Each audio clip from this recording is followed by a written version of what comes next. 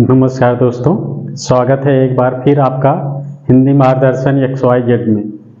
हम व्याकरण का टॉपिक लेके चल रहे हैं जिसमें हम रस, छंद, अलंकार यानी काव्य के अंग कितने हैं? 3। रस, छंद, अलंकार। रस को हमने पढ़ लिया इसके पहले। अब आज हमारा दूसरा टॉपिक है छंद।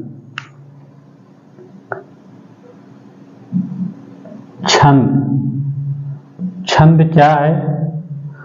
छंद वह है जो काव्य को लयबद्ध, सुव्यवस्थित और हृदयग्राही करके प्रस्तुत किया जाता है, उसे हम छंद कहते हैं। आजकल जो है रचनाएं छंद में नहीं हो रही हैं, मुक्तक छंद में इस समय रचनाएं चल रही हैं। इसके पहले जो भी रचनाएं हो रही थी वे छंद को ध्यान में रखते हुए उस तरह की रचनाएं हो रही थी जिससे लोग उसको पढ़ते थे, उसका आनंद लेते थे। छंद में क्या है? लयबद्ध एवं संगीतात्मकता होती थी। लेकिन अब जो काव्य रचे जा रहे हैं उसमें इस तरह की बात नहीं है। वे एक आप देखेंगे सीधे सीधे भी कह दिए जा रहे हैं, एक एक लाइन जैसे गद्य होता है उस तरह से भी अब रचनाएं होने लगी, जिसे हम मुक्तक छंद कहते हैं यानी मुक्तक काव्य कहते हैं। तो इसके बारे में हम विस्तार से देखेंगे, इसके कितने भाग हैं, उसकी पहचान क्या है, इसके बारे में पूरा विस्तार से देखेंगे। जहाँ से प्रश्न बनते हैं वे सब इम्पोर्टेंट प्रश्नों को भी देखा जाएगा। तो अगर आप इस चैनल पर नए हैं तो सबसे पहले इस चैनल को आप सब्सक्राइब और लाइक कर दें। तो चलिए हम शुरू करते हैं। छंद की शुरुआत अगर देखा जाए तो कब से हुई है? एक पिंगल ऋषि थे। पिंगल ऋषि थे, इन्होंने छंद की शुरुआत की थी। लेकिन सर्वप्रथम छंद जो है का प्रयोग कहाँ हुआ है? ऋग्वेद में। ऋग्वेद में सबसे पहले छंद का प्रयोग हुआ है। पिंगल ऋषि ने छंद का नाम दिया है यानी उसकी खोज की, इसीलिए पिंगल शास्त्र भी कहते हैं। छंद को पिंगल शास्त्र,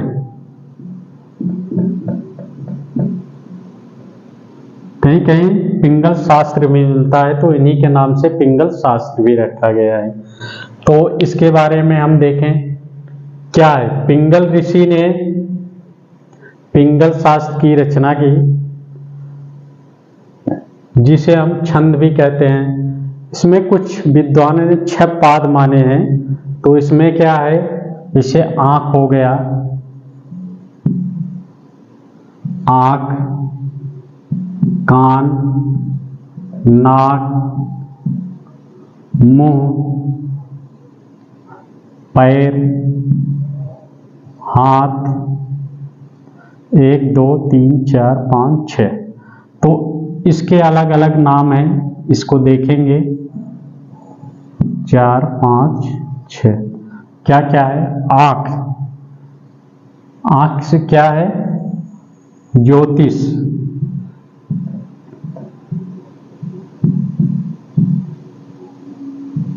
ज्योतिष। कान से ज्योतिष, इसकी खोज अगर देखा जाए तो लाघव ऋषि ने किया। लाघव ऋषि थे।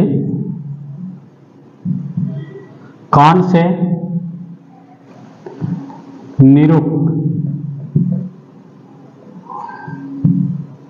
यास्क।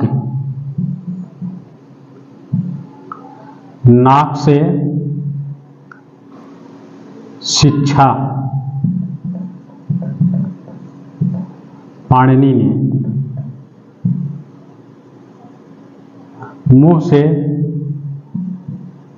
व्याकरण, ये भी पाणिनि ने। पैर से, पैर का छंद, इसकी खोज पिंगल।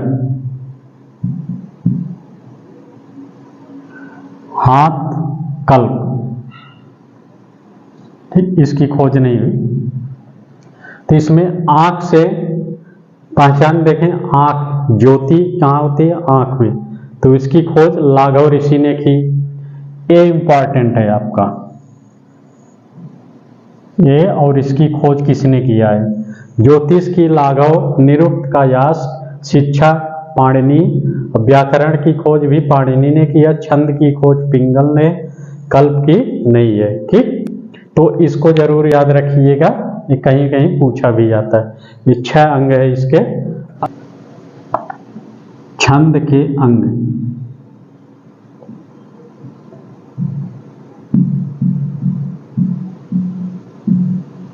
इसके 7 भाग हैं। अंग कहे या भाग, इसके 7 भाग हैं। कौन कौन? वर्ण, मात्रा, यति,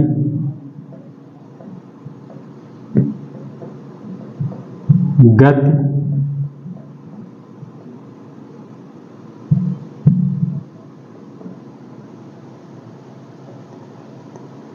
पाद या चरण,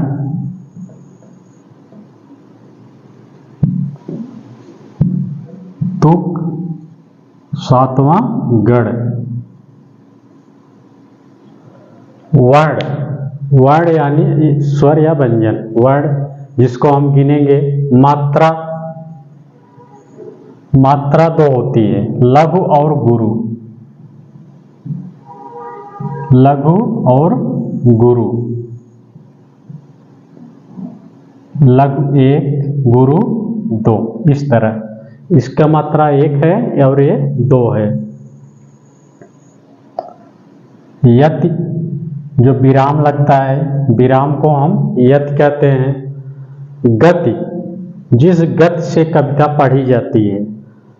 पाद या चरण, इसके 4 चरण भी होते हैं, 6 चरण भी होते हैं, इस तरह से इसके चरण होते हैं। पाद यानी चरण, जो 1, 2, 3, 4 इस तरह से जो होते हैं, ये पहला, दूसरा, तीसरा, चौथा चरण। ठीक, ये चरण होते हैं, पाद यानी चरण।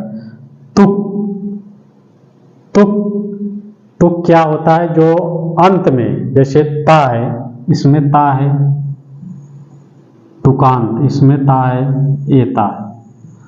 तुक यानी अंत में जो, या कर है या पर है, जो भी रहे, लेकिन ये सभी में मिलेगा तो वह तुक हो गया। गण, गण की संख्या 8 होती है। इसका एक सूत्र है, यह माता राजभान सलगा। इसका मतलब है गण कितने हैं? 8। कौन कौन यहीं से मिलेगा? सब।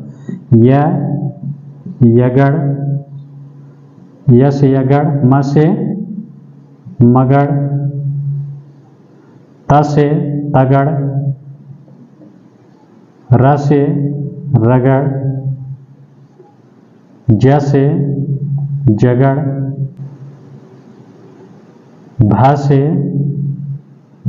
भगड़, न से नगड़, स से सगड़। कितने हो गए? 1, 2, 3, 4, 5, 6, 7 और 8। ये क्या हो गए? गण। यहाँ गण लिखा भी है, यगड़, मगड़, तगड़, रगड़, जगड़, भगड़, नगड़, सगड़। ये इसी में से सब मिलेगा। अब यहाँ तक हो गया। ये ला और ग। ला का मतलब है लघु, ग का मतलब है गुरु। लघु का 1 होता है, गुरु का 2 होता है। इस तरह इसका चिन्ह लगाते हैं। तो ये हो गए हमारे छंद के अंग 7 हैं और गण के 8 भाग हैं। इसको हमने देखा। अगर इसकी मात्रा अगर हम निकालना चाहें तो देखें, यह माता, मातारा, देख लें। अब देखिए इसमें क्या है, यगड़ का य माता, यही पूरा लिखते जाएंगे, कोई चेंज नहीं होगा। मातारा ता राज राजभा जभान भानस नसल नसल और सलगा। अब देखें हमने जो ये मात्रा लघु और गुरु इसी से मिलेगा, यह मात्रा नहीं है एक, आप मात्रा है दो, यानी 1 3 2 5, इसमें कितनी मात्राएं हैं 5। इसमें देखें ये 2 ये 2 ये 2, यानी इसमें 6 मात्रा, इसमें ये 2 2 1 4, इसमें 5, इसमें 2 2 4 1 5, इसमें 2 2 4, इसमें 2 3 4, इसमें 3, इसमें 2 2 4। ठीक, ये मात्रा हो गई। यगड़ की मात्रा क्या होगा पहचान, यह मात्रा लगाएंगे पहले लघु फिर गुरु गुरु, इस तरह से होते हैं। अब हम देखेंगे मात्रा जो हमने बताया लघु और गुरु कैसे पहचानेंगे, कहाँ कौन सी मात्रा होती है उसके बारे में देखें। मात्रा को पहचानना, कहाँ कौन सी मात्रा लगाएंगे इसके बारे में। अब देखें लघु की मात्रा जिसे हम 1 से निर्देशित करते हैं, इसका नियम है जहां ह्रस्व स्वर आए, ह्रस्व यानी आ ई उ री, ये स्वर जहां आए तो वहां पे एक मात्रा होती है। दूसरा, अगर चंद्र बिंदु है, चंद्र बिंदु इस तरह लगाते हैं तो वहां पे भी एक मात्रा होती है। 3, अगर जैसे ता, अगर ये है तो भी एक मात्रा होती है, लघु होगा। और गुरु कहाँ कहाँ होगा, गुरु इस तरह, यानी इसका मतलब है 2 मात्रा। ये कहाँ कहाँ पे होगा, यहाँ हमने एक क्या है लघु, यानी अ ई उ री लघु स्वर हैं, तो यहाँ दीर्घ स्वर होंगे। कौन कौन, आ ई उ ए ऐ ओ औ, ये सब जहां आएंगे वहां पे 2 मात्रा होगी। और जहां अनुस्वार, अनुस्वार इस तरह जो लगता है, अनुस्वार और विसर्ग, विसर्ग जहां आएंगे वहां पे 2 मात्रा होगी। जहां पे आधे अक्षर आएंगे और उसके पहले वाले पे 2 मात्रा होगी। जैसे देख लें रक्त, तो इसमें देखेंगे ये तो 1 होगा लेकिन यहाँ 2 की मात्रा लग जाएगी। ठीक, आधे अक्षर और पूरे अक्षर के पहले वाले पे ये मात्रा लगेगी। इस तरह से जहां जहां ये सब होते हैं तो लघु कहाँ कहाँ बनेगा और गुरु कहाँ कहाँ बनेंगे, इसको आप जरूर याद रखिए। इससे आप जो भी छंद देखेंगे तो उसमें आपको पहचानने में कोई दिक्कत नहीं आएगी। ठीक, तो चले हम आगे शुरू करें। छंद अब कितने प्रकार के होते हैं, ये तो हमने उसका परिचय देखा। अब यहाँ देखें छंद के कितने भाग हैं। छंद के भेद, भेद यानी भाग कौन कौन है? इसके दो भाग हैं, दो भाग। पहला मात्रिक छंद,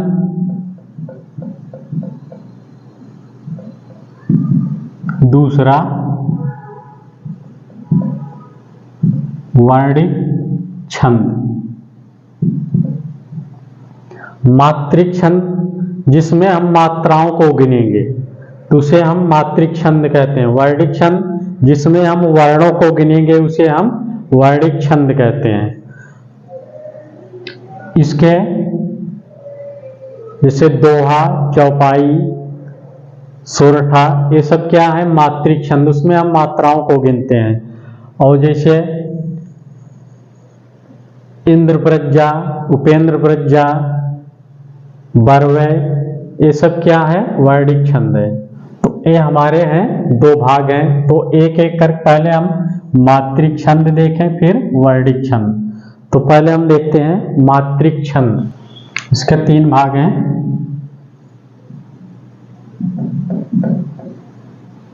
पहला है सम, दूसरा अर्धसम और तीसरा है विषम। इसका मतलब क्या है? सम जैसे हमने बताया चरण 1 2 3 4। सम क्या होता है? जिसमें चारों चरण में मात्राएं बराबर हो उसे हम सम कहते हैं। इसमें जो मात्रा हो वही इसमें हो, इसमें भी, इसमें भी, तो इसे हम सम कहेंगे। अर्ध सम किसे कहते हैं? देखो 1 2 3 4 सम सभी में बराबर रहेंगे और अर्ध सम आधे सम रहेंगे। तो कौन कौन? ए और ए, ए और ए, ठीक। 1 और 3, 2 और 4 अगर बराबर हैं तो अर्ध सम, और विषम है कोई नहीं बराबर रहेगा, सब में अलग रहेगा। तो इस तरह इसको देखेंगे, सम, अर्ध सम और विषम। तो अब देखें मात्रिक छंद।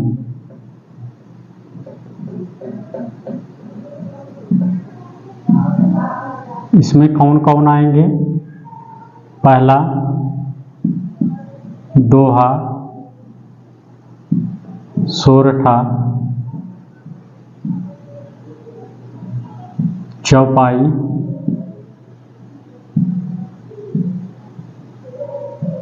बरवै,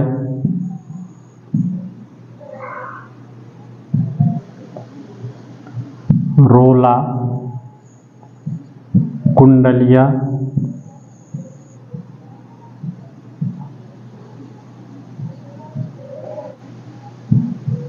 गीतिका, हर गीतिका,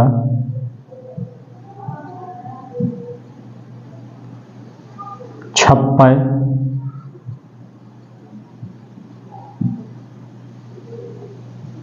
उल्लाला,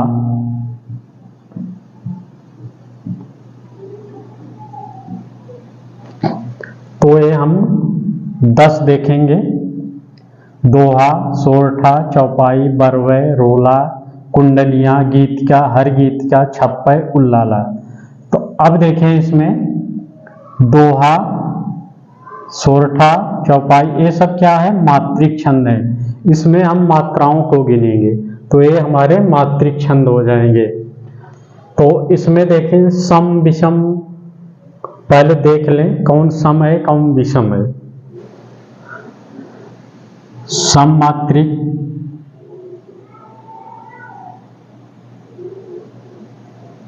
सम, सम,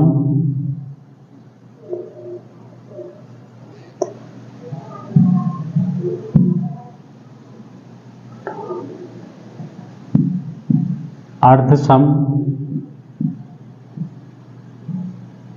अर्धसम,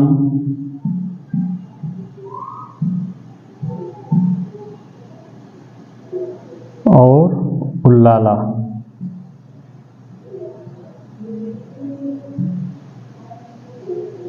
बाकी जो बचे हैं विषम।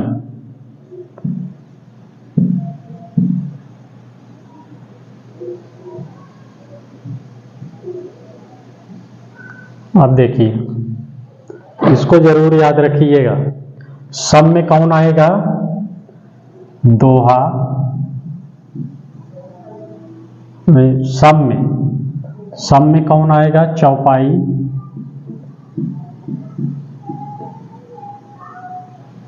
रोला।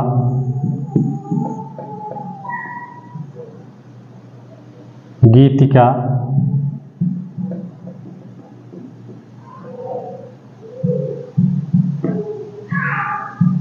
हर गीत का।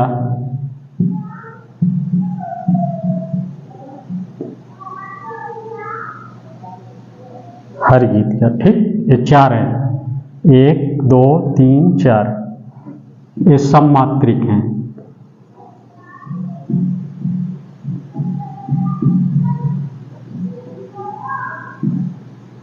और अर्ध सम में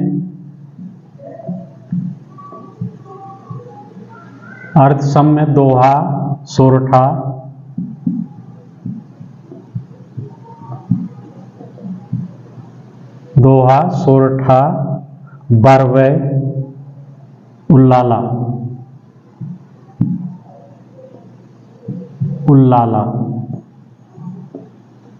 ये अर्ध सममात्रिक हैं। और विषम में केवल 2 ही है, कुंडलिया और छप्पय।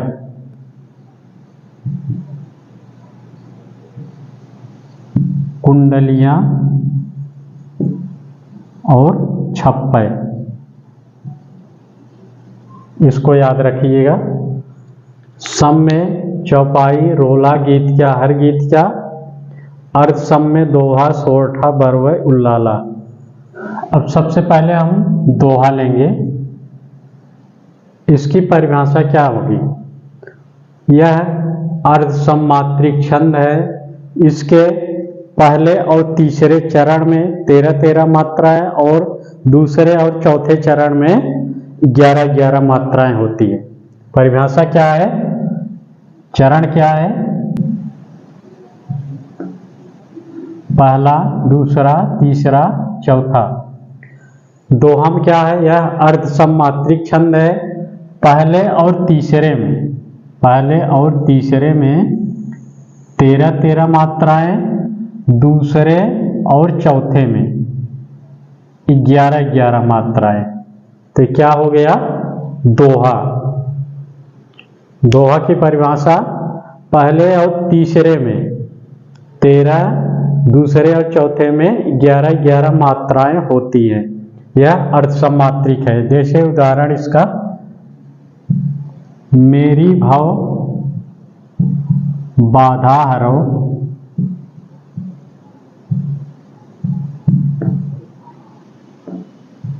राधा नागर सोई,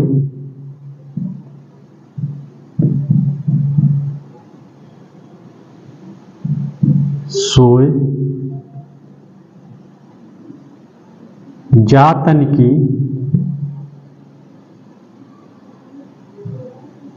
तन की झाई परे, श्याम हरित दुति होए।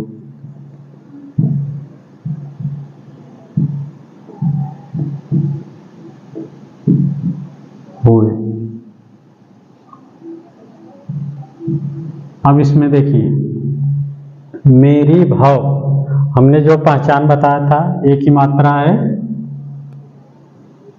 बड़ी ई की मात्रा है, इसमें मात्रा नहीं है, इसमें मात्रा है, इस पे। अब गिनिए, 2 2 4 5 6 2 8 2 10 11 2 13। पहले में क्या हो गया? पहले चरण में 13 मात्रा, ये पहला चरण हो गया। ये दूसरा चरण है, 2 2 2 1 1 2 1, 2 2 4 2 6 2 8 2 10 1 11। इसमें क्या है 11 मात्रा। अब देखिए हमने क्या बताया, पहले और तीसरे में 13 मात्रा, पहले में 13 हो गई, दूसरे में और चौथे में क्या है 11, दूसरे और चौथे में 11। इसी तरह इसमें भी 1 1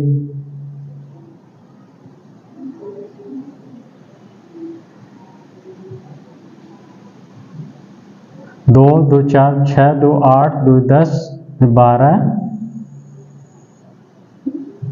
ये 2 2 4 2 6 2 8 2 10 11 12 13। ठीक, तो ये हो गया दोहा। दोहा में पहले और तीसरे में 13, दूसरे और चौथे में 11 मात्रा। अब अगला देखें सोरठा। इसमें भी 4 चरण होते हैं, पहला दूसरा तीसरा चौथा। इसमें क्या था, इसमें भी 4 चरण होते हैं, इसमें भी 4 चरण होते हैं। यह अर्ध सम्मात्रिक है, यह भी अर्ध सम्मात्रिक है।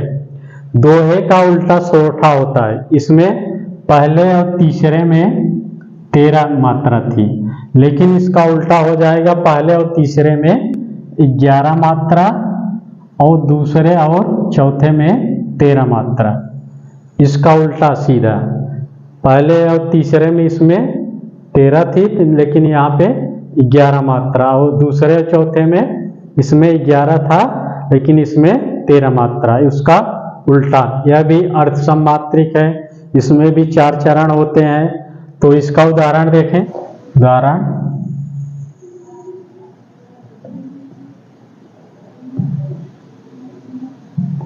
बंदव गुर पदरंज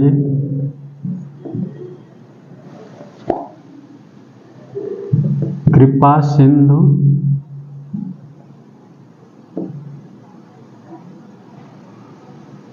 पग नर रूप हरि।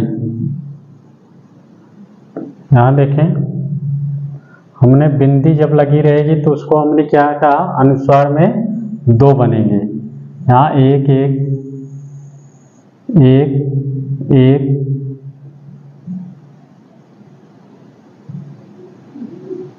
2 3 4 5 6 7 8 9 10 1 11। यहाँ कामा लगा है। ठीक, तो पहले में 11,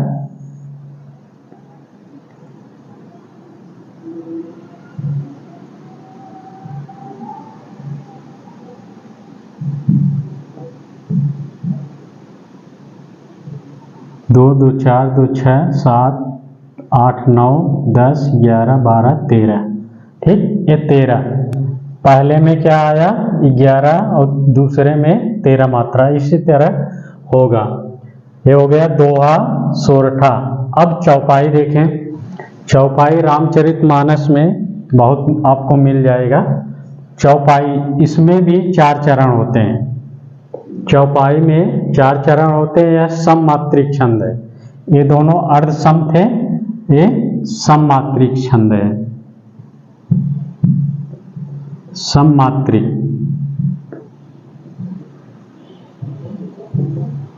इसमें भी 4 चरण होंगे, 1 2 3 4, और प्रत्येक में 16 मात्रा होगी।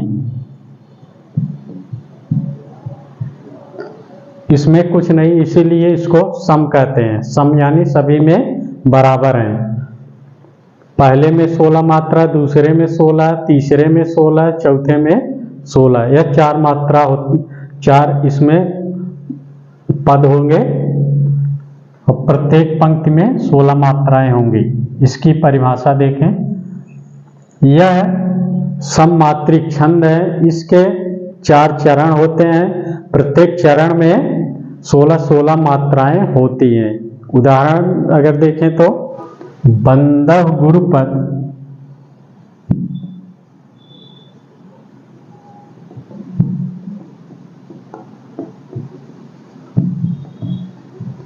गुरुपद पदुम परागा।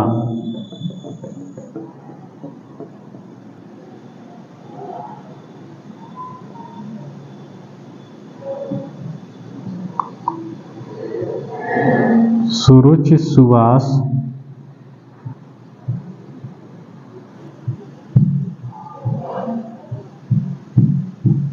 अनुरागा।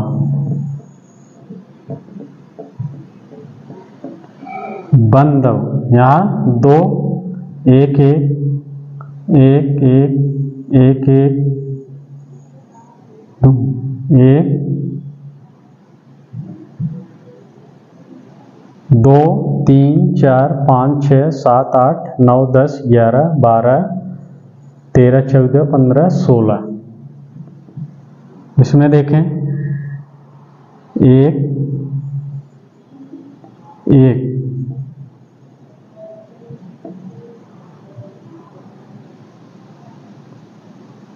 एक एक 2 3 4 2 6 7 8 9 10 11 12 13 14 15 16। ठीक, ये क्या है? सममात्रिक छंद है, चौपाई। अब देखें आगे, इसके बाद बरवय देखें। बरवय यह भी अर्ध सममात्रिक छंद है। इसके 4 चरण होते हैं। इसमें पहले और तीसरे में 12-12 मात्राएं और दूसरे और चौथे में 7-7 मात्राएं।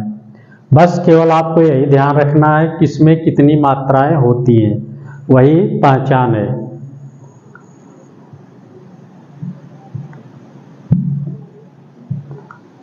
पहले और तीसरे में 12, दूसरे और चौथे में 7 मात्रा। ये 4 चरण देखो। बरवय में पहले और दूसरे में, पहले और तीसरे में 12, दूसरे और चौथे में 7-7 मात्राएं होगी। अगर एक लाइन में रहेगा तो एक में कितनी हो जाएंगी? 19 मात्रा।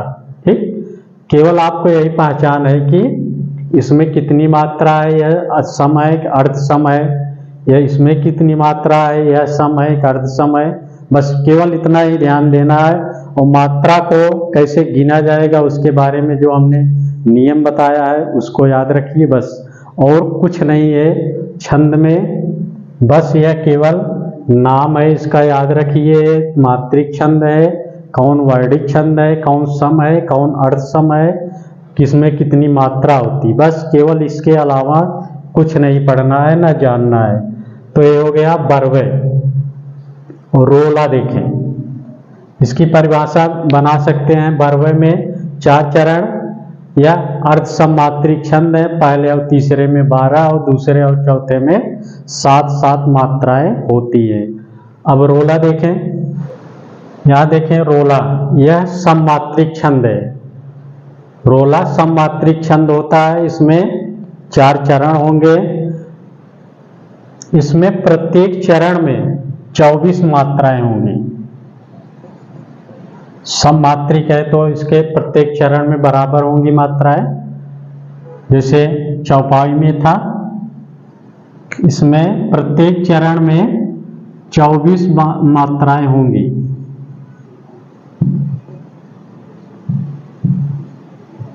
याद रखिएगा 24 मात्राएं क्या है? रोला। और चौपाई में क्या था? प्रत्येक में 16, इसमें क्या है? 24। रोला यानी रोल। इसमें देखो 11 और 13, 11 और 13 पर यति होगी।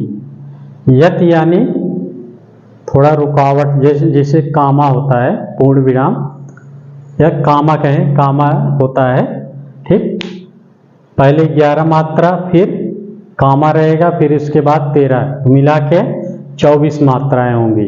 इसको याद रखिएगा। रोला में यह सममात्रिक छंद है। इसके 4 चरण होते हैं। प्रत्येक चरण में 24 मात्राएं होती हैं। 11 और 12 पर यति होता है। 11 पे कामा फिर 13, तो ये दोनों मिला के 24 मात्राएं हो जाएंगी। फिर कुंडलियां, कुंडलियां क्या है? विषम मात्रिक छंद है, विषम। इसमें प्रत्येक चरण में अलग अलग मात्राएं होंगी, इसीलिए विषम हो गया। सम में सभी में बराबर, अर्ध सम में केवल आधे में बराबर, और कुंडलियां एक विषम है। दो ही विषम है, कुंडलियां और छप्पय। कुंडलियां और छप्पय दो विषम मात्राएं मात्रिक छंद है। ठीक, तो इसमें देखें कुंडलियां में, इसमें 6 चरण होते हैं। कुंडलियां में 6 चरण। अब इसमें देखो 5 और 6 हो जाएंगे।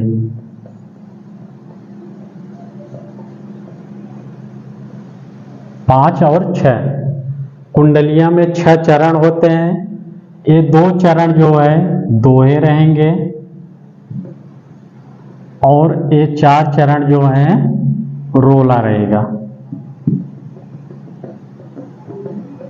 रोला, दोहा और रोला मिला के क्या बनेगा? कुंडलियां। दोहा, दोहा क्या है? पहले और तीसरे में 13-13 मात्राएं। 2 चरण जो रहेगा वो दोहा रहेगा, और 4 चरण जो रहेंगे वह रोला रहेगा। तो इसे हम क्या कहेंगे? कुंडलियां। इसीलिए 2 इसका और 4 इसका 6 चरण हो जाते हैं। ठीक, तो इसे क्या कहेंगे? कुंडलियां में। कुंडलियां में 6 चरण होते हैं। 2 चरण, शुरू के 2 चरण दोहा, और अंतिम के 4 चरण रोला होगा। फिर गीतिका, यह क्या है? सममात्रिक छंद है, तो इसमें भी प्रत्येक चरण में बराबर मात्राएं होंगी। गीतिका यह सममात्रिक छंद है, इसमें भी 4 चरण होते हैं। प्रत्येक चरण में 26 मात्राएं, 26 मात्राएं होती हैं। इसमें 14 और 12 पर यति होती है। सभी में 14 और 12 पर यति होती है, तो 26 मात्राएं। यह क्या है? सममात्रिक छंद है। अब देखें हर गीतिका, यह भी सममात्रिक छंद है। देखो गीतिका, हर गीतिका दोनों सममात्रिक छंद है। इसमें भी 4 चरण होते हैं, और प्रत्येक में 28 मात्राएं प्रत्येक चरण में होती हैं। इसमें क्या है? गीतिका में 26, हर गीतिका में 28। इसको याद रखिएगा। इसमें देखिए 16 और 12 पर यति होती है। 16 और 12 पर यति होती है। इसमें 14 और 12 पर यति होती है। इसमें 26 मात्रा, इसमें 28 मात्रा, और दोनों ही गीतिका, हर गीतिका दोनों ही सममात्रिक छंद है। परिभाषा, चाहे गीतिका हो या हर गीतिका, यह सममात्रिक छंद है। इसके प्रत्येक चरण में, यानी इसके 4 चरण होते हैं।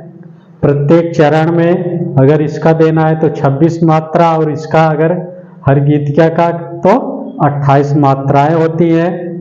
गीतिका में 24 और 12 पर यति होता है, और हर गीतिका में 16 और 12 पर यति होता है।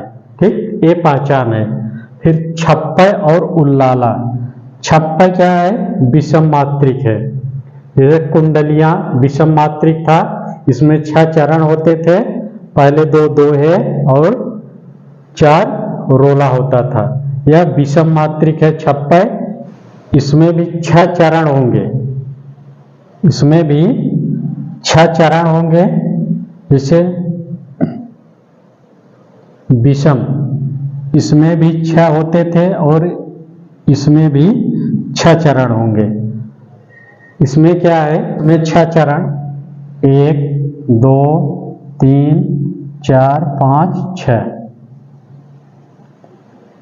इसमें पहले 4 चरण,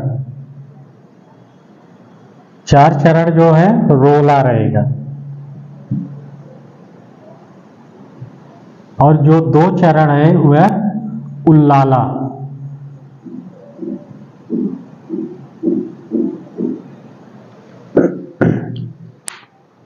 छप्पय क्या है? इसके भी 6 चरण होते हैं। यह विषम मात्रिक छंद है। पहले 4 चरण में रोला और दूसरे और 2 चरण में उल्लाला रहता है। जो रोला की मात्रा है वह और उल्लाला की मात्रा, ठीक, इसी से क्या बन जाएगा? छप्पय। और उल्लाला क्या है? यह अर्ध सामात्रिक छंद है। उल्लाला में भी 4 चरण होते हैं, 4। इसके विषम चरण यानी पहले और तीसरे में कितनी मात्राएं? 15 मात्राएं। और दूसरे और चौथे में 13 मात्राएं होंगी। कुल मिला के 15, 13, 18, 28 मात्राएं होती हैं। उल्लाला क्या है? अर्ध सममात्रिक छंद है। इसके पहले और तीसरे चरण में 15 मात्राएं और दूसरे और चौथे चरण में 13 मात्राएं होती है। तो हमने ये 10 देखा। दोहा, सोरठा, चौपाई, बरवय, रोला, कुंडलिया, गीतिका। हर गीत का छप्पय, उल्लाला, ये क्या है? मात्रिक छंद है। कौन अर्ध सममात्रिक है, कौन सममात्रिक है, कौन विषम मात्रिक छंद है, ठीक। यहीं से प्रश्न बनता है। एक तो ये प्रश्न बनेगा और एक तो रहेगा मात्रा। आप याद रखिए, उसी से आप पहचानेंगे। उसको हमने बता दिया कैसे, कहाँ कौन सी मात्रा लगेगी। 1 मात्रा गिना जाएगी, 2 मात्रा, ठीक। तो इसके बाद अगर ये तो टॉपिक लंबा हो गया। अब इसके बाद हम वर्णिक छंद अलग से एक टॉपिक बनाएंगे, उसको आप देखिएगा। तो चलिए, नमस्कार। इसी में एक आता है तांटक। तांटक छंद, यह क्या है? यह सममात्रिक छंद है। यह सममात्रिक छंद है। इसके 4 चरण होंगे। प्रत्येक चरण में इसमें जो है 30 मात्राएं होगी। यह सममात्रिक छंद है। इसके प्रत्येक चरण में 30 मात्राएं होगी। 16 और 14 पर यति होता है, ठीक। प्रत्येक चरण में 30 मात्रा होगी, 16 और 14 पर यति होगा। यह तांटक जो जयशंकर प्रसाद की कामायनी है, तांटक छंद में ही लिखा गया है। तो इसलिए यह भी पूछा जा रहा है इस समय, तो इसको जरूर याद रखिएगा। यह सममात्रिक है और इसमें 30 मात्राएं 16 14 पर यति होती है।